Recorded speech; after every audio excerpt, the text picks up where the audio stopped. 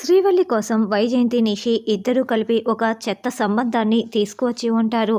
ధాత్రి దగ్గరుండి శ్రీవల్లిని పెళ్లి కూతురుగా తయారు చేసి తీసుకువచ్చి కూర్చోపెట్టి ఉంటుంది. ఏంటి, ఇద్దరు ఒకరిని ఒకరు చూసుకోండి, అమ్మ శ్రీవల్లి నీకు పెళ్లి కొడుకు నచ్చాడా అని సుధాకర్ అడగటంతో నచ్చారు నాన్న అని శ్రీవల్లి చాలా సంతోషంగా చెప్తూ ఉంటుంది. ఇంకేంటి, ఇద్దరు ఒకరికి ఒకరు ఇష్టపడుతున్నారు, వెంటనే ముహూర్తాలు పెట్టేసుకుందాం అని నిషి అంటే అవునని వైజయంతి అంటుంది.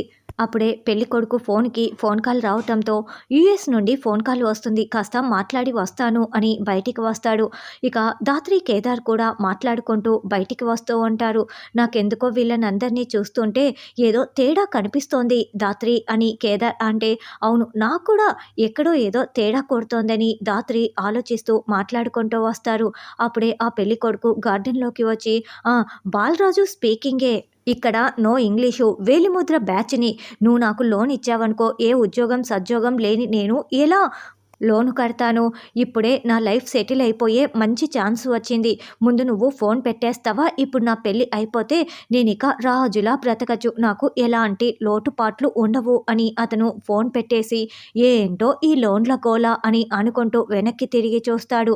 దాద్రి కేదార్ మొత్తం వినేసి చాలా షాకింగ్గా కోపంగా వాడి వైపు చూస్తూ ఉంటాడు.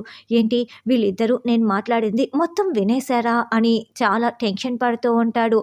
ఇక నిషి వైజయంతి అయితే ఇప్పుడు ముహూర్తాలు పెట్టేసుకుంటే పెళ్లి పూర్తయిపోతుంది, ఇక ఈ శ్రీవల్లి పీడ మనకు విరగడైపోయినట్లే అని చాలా సంతోషంగా చూస్తూ ఉంటే అప్పుడే కేదార్ ఆ పెళ్లి కొడుకు షర్ట్ కాలర్ పట్టుకొని లోపలికి లాక్కు వస్తూ ఉంటాడు.